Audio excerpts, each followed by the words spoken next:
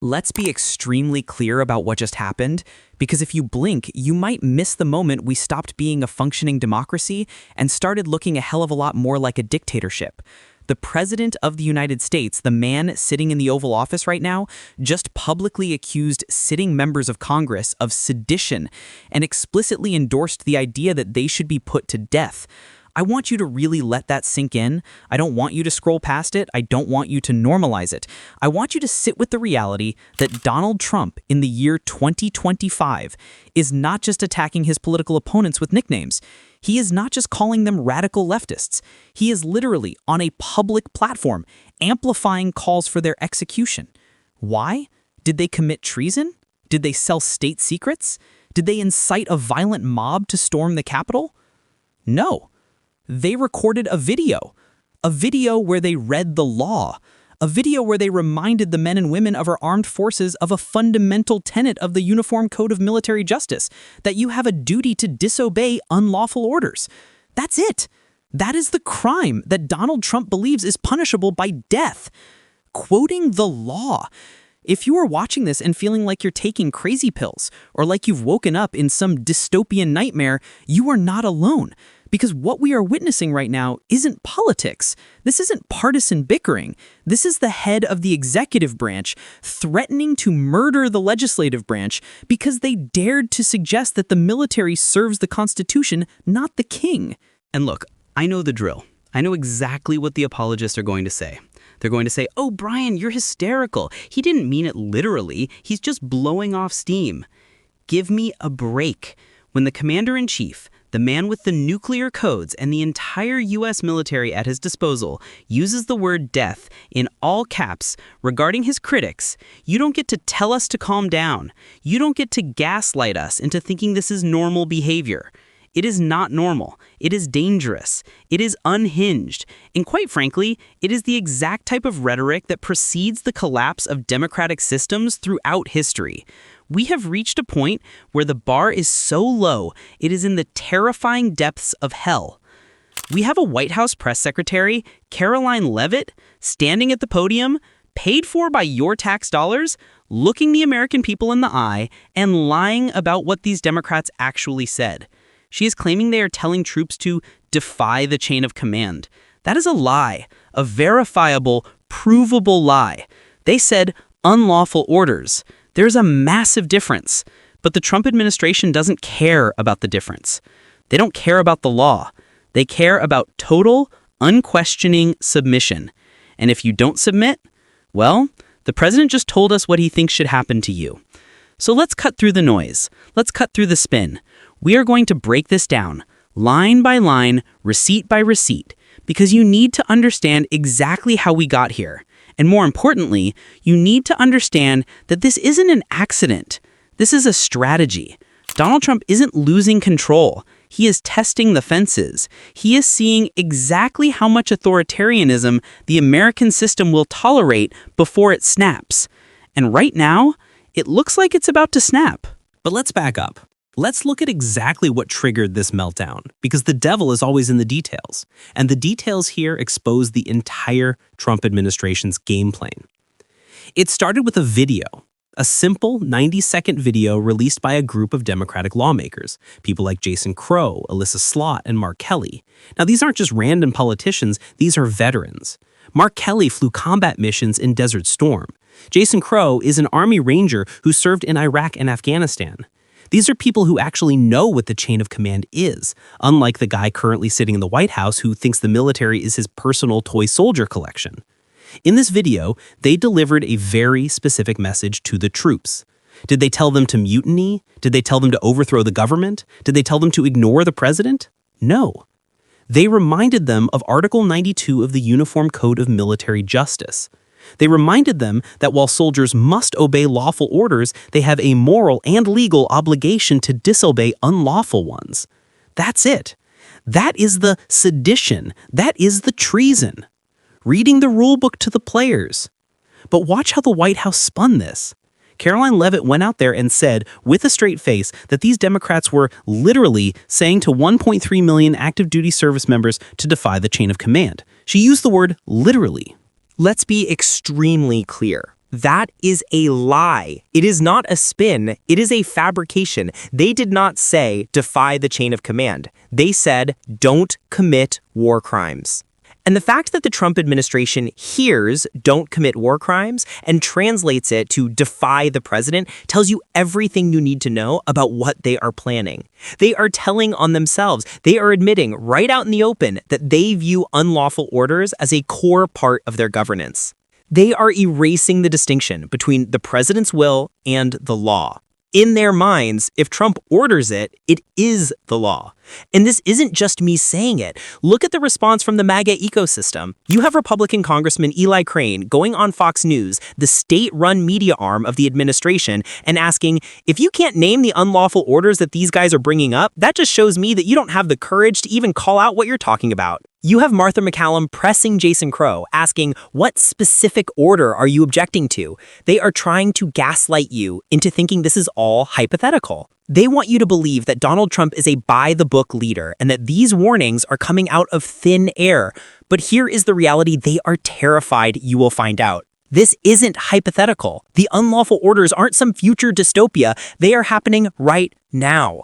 Let's talk about the ghost in the room that Fox News refuses to cover. Let's talk about the 83 people who are dead. While Trump is tweeting about sedition, his administration has been conducting a shadow war in the Caribbean and the Pacific. We are talking military strikes on suspected drug vessels. Not arrests, not boardings, strikes. Missiles, bullets, explosions. According to reports that CNN and others have dragged into the light, these operations have killed more than 80 people.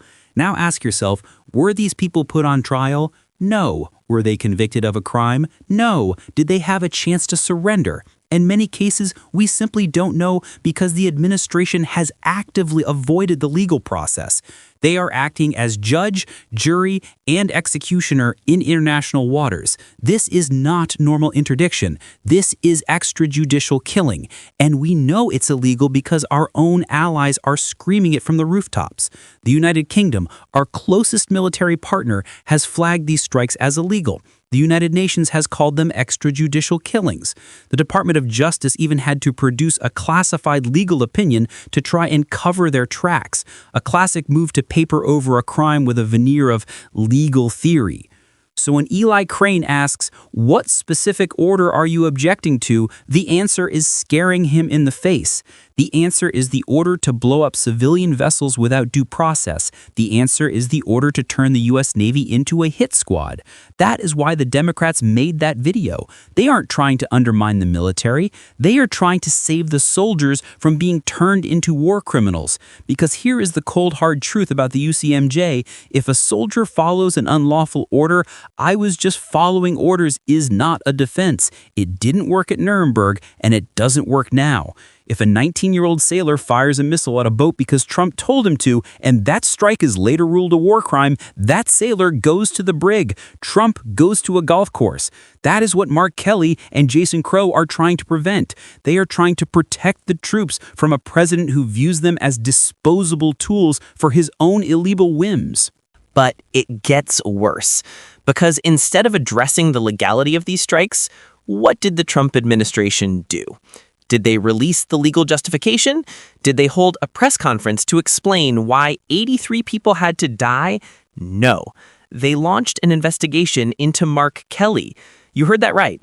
The Pentagon, under Trump's thumb, is reportedly investigating a sitting U.S. senator and former astronaut for sedition because he told troops to follow the law. They are digging up statutes like 18 U.S.C. Section 2387, which carries a 10-year prison sentence for counseling insubordination. This is the weaponization of the Department of Justice on a scale we have never seen. They are taking a statute designed to stop mutinies and using it to silence political oversight. They are trying to criminalize the very act of dissent. They are trying to establish a precedent where questioning the legality of a presidential order is treated as treason against the state. And look at the timing. This isn't happening in a vacuum. This is happening while Trump is dismissing cases against his own cronies. He's letting his friends off the hook while threatening to execute his enemies. He is dismantling the guardrails of democracy one by one, and he is using the military as his battering ram. We have to look at the pattern here. This isn't just about the drug boats. This is about a president who has always chafed against the rule of law. Remember 2020? Remember when he wanted to invoke the Insurrection Act to shoot Black Lives Matter protesters? That wasn't a rumor. That was confirmed by his own former defense secretary, Mark Esper. Trump asked, "Can't you just shoot them? Just shoot them in the legs or something?" That was an unlawful order. And the only reason it didn't happen is because there were people in the room, adults, who said no. People like Mark Esper, people like Mark Milley. They stood in the breach. They refused to turn the American military against American citizens. But those people are gone. Mark Esper is gone. Mark Milley is gone. They have been purged. And who has replaced them? Yes men. Loyalists, people who were chosen not for their competence, but for their willingness to say yes, sir, when the president asks to break the law. That is why this moment is so dangerous. The friction is gone. The brakes are cut. We have a president who has explicitly stated he wants to bomb cultural sites in Iran, a war crime. A president who has floated the idea of killing the families of terrorists, a war crime. A president who calls for the termination of the Constitution when it doesn't suit him. And now, when lawmakers try to warn the troops, the last line of defense against tyranny, Trump screams death. He isn't just angry. He is showing you his hand. He is showing you that he believes the military belongs to him. Not to the country, not to the Constitution, to him. This is the forensic evidence of a coup in slow motion.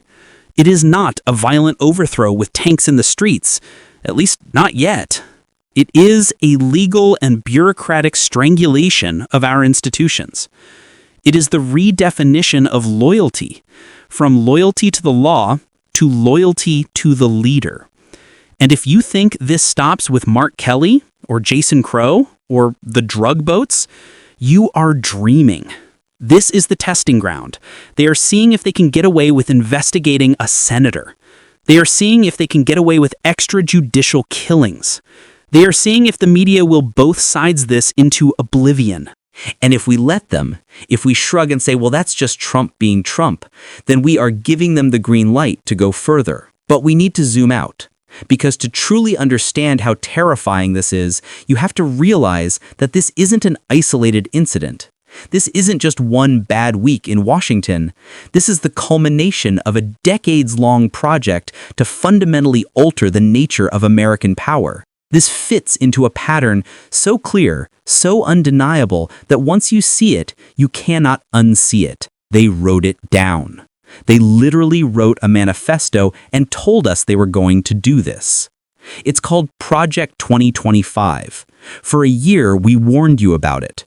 For a year, Trump denied it. He claimed he knew nothing about it, that it was just some ideas from the Heritage Foundation. Well, look around. The Schedule F executive order, the one that strips civil service protections from tens of thousands of nonpartisan government workers so they can be fired and replaced with MAGA loyalists. That was page 80 of the playbook, and Trump signed it on day one. He just rebranded it Schedule Policy, Career, but the mechanism is identical. Purge the experts, install the sycophants. The dismantling of the Department of Justice? That was page 237. They explicitly called for ending the DOJ's independence and bringing it under the direct, personal control of the president. And now we have Attorney General Pam Bondi, a woman who has publicly stated that the legal system should be used to go after political opponents, doing exactly that. She isn't serving the law. She is serving the client. And now the military. The idea of purging woke generals and officers who prioritize the Constitution over the president, that was the core of their defense strategy. So when you see Trump threatening death to Democrats for sedition, do not treat this as an emotional outburst. Treat it as a tactical escalation.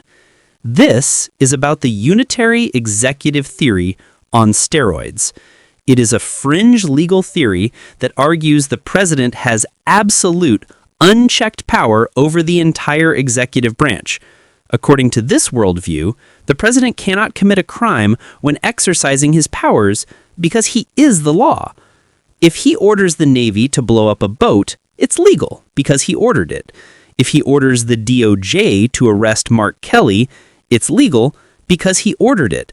This is why they are so obsessed with loyalty. You have to understand that when Donald Trump says loyalty, he doesn't mean loyalty to the flag. He doesn't mean loyalty to the country. He means loyalty to Donald Trump. We saw this in his first term, but there were guardrails. There were adults in the room. There were generals like Mattis and Kelly who would quietly kill the illegal orders. There were lawyers in the White House counsel's office who would say, "Mr. President, you can't do that." Those people are gone. They have been systematically purged. Look at what happened at the Pentagon just last month. He didn't just fire a few people, he decapitated the oversight mechanisms. The inspectors general, the watchdogs whose only job is to stop fraud and abuse, were fired en masse. Why? Because you don't want a watchdog barking when you're robbing the house. He replaced them with acting officials. Do you know why? Because acting officials don't need Senate confirmation. They don't need to answer questions. They serve at the pleasure of the president, and they can be fired in a tweet if they hesitate. This is the personnel is policy strategy in action. They have learned that you don't need to burn down the building to take it over. You just need to change the locks and replace the security guards with your own goons. And the rhetoric? The vermin comments, the poisoning the blood of our country speeches, the enemy within rants, it was all conditioning. It was desensitization training for the American public. Think about it like a boiling frog. First, he says his opponents are bad people. Then he calls them criminals. Then he calls them traitors. Then he calls them vermin. And now? Now he calls for their execution. If he had started with execution in 2016, it would have ended his campaign. But he didn't. He walked us there, step by painful step, normalizing the violence, moving the goalposts, until we reached a point where a threat of death from the President of the United States is just a Tuesday news cycle. This is not mean tweets. This is the language of genocide. This is the language of authoritarian crackdowns. It is the language used by leaders who intend to use the state's monopoly on violence to eliminate their competition. And notice who he is targeting. He isn't targeting the radical left anarchists throwing bricks. He is targeting the institutionalists. He is targeting the people who uphold the systems that check his power. He targets the judges who rule against him. He targets the generals who quote the UCMJ. He targets the journalists who report the facts. He targets the lawmakers who use their oversight power. He is clearing the board. He is removing every obstacle that stands between him and absolute power. And that brings us to the most terrifying part of this pattern. It is working. The Republican Party has capitulated completely. There is no John McCain standing up in the Senate. There is no Mitt Romney writing a stern op-ed. They are silent. Or worse, like Eli Crane, they're cheering him on. They have calculated that it is safer to ride the tiger than to stand in its path. The media is exhausted. They are struggling to cover the flood of scandals. Every day there is a new outrage, a new broken norm, a new illegal order. It is a strategy of flooding the zone with shit, as Steve Bannon once famously put it. They create so much chaos that you, the citizen, shut down. You tune out. You say, it's all too much. And that is exactly what they want. They want you tired. They want you cynical. They want you to believe that resistance is futile, but we cannot afford to be tired. Because if you look at where this pattern leads, if you draw the line from the shoot them in the legs comment in 2020 to the punishable by death comment in 2025, the destination is not a democracy. It is a place where the law is a weapon, the military is a private guard, and dissent is a death sentence. So where does this end? What happens if we don't stop this?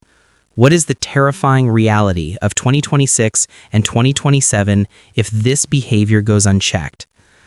Let me paint a picture for you, and I promise you, it is not hyperbole. It is the logical conclusion of everything we have just discussed. If Donald Trump establishes the precedent that the president can order the execution of his political rivals, even rhetorically, and face no consequences, the First Amendment is dead. Not under attack, dead. Because freedom of speech does not exist if the cost of using it is your life. Imagine a world where a general receives an order to deploy the National Guard into a democratic city, not to stop a riot, but to seize voting machines or arrest a mayor who criticized the president. In the past, that general would say, "Sir, that is an unlawful order." But in this future, that general looks at what happened to Mark Kelly. He looks at the threat of sedition charges. He looks at the 10-year prison sentence hanging over his head, and he thinks, is it worth it? Is it worth losing my pension, my freedom, maybe even my life? And he follows the order.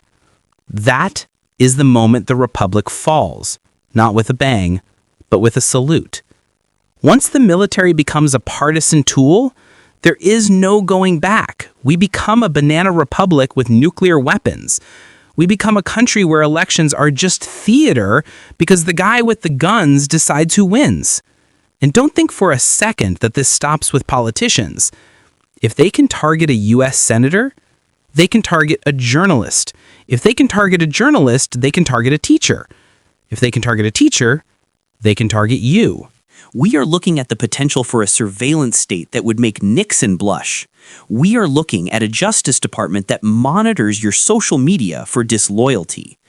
We are looking at a federal workforce where your ability to feed your family depends on your willingness to wear the red hat. This is the endgame of the unitary executive. It is a king in all but name. And the scariest part? The world is watching. Our allies are terrified.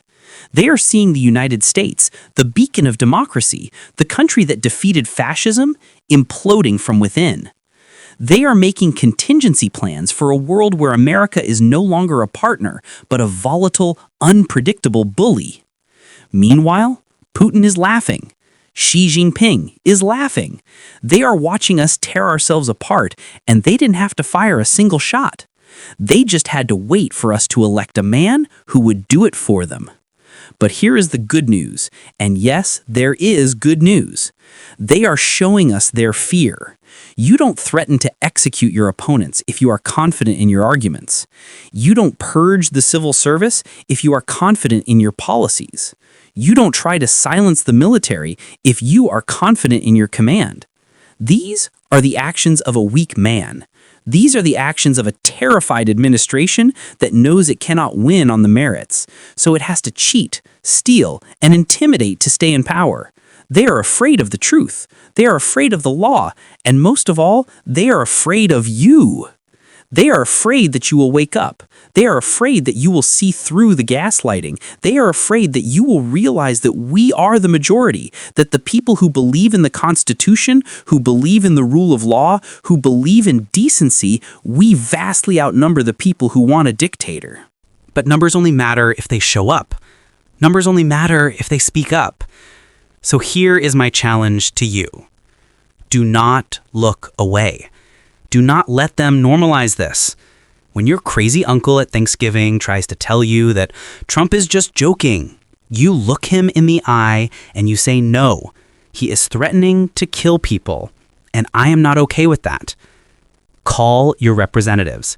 I don't care if they're Democrats or Republicans. Call them and ask them, on the record, do you believe the president has the right to execute his political opponents? Force them to answer. Make them own it. Support independent media. Support the journalists who are risking their careers to bring you these stories. Because when the big corporate networks are too afraid of losing access to ask the tough questions, we are the ones who will be left holding the line. And most importantly, hold the line yourself. Do not give in to the cynicism. Do not give in to the exhaustion. That is their weapon. Hope is ours. Action is ours. This is not over. The story of American democracy is not written in stone, and it certainly isn't written by Donald Trump. It is written by us. But the pen is in our hands, and the clock is ticking. Let's get to work.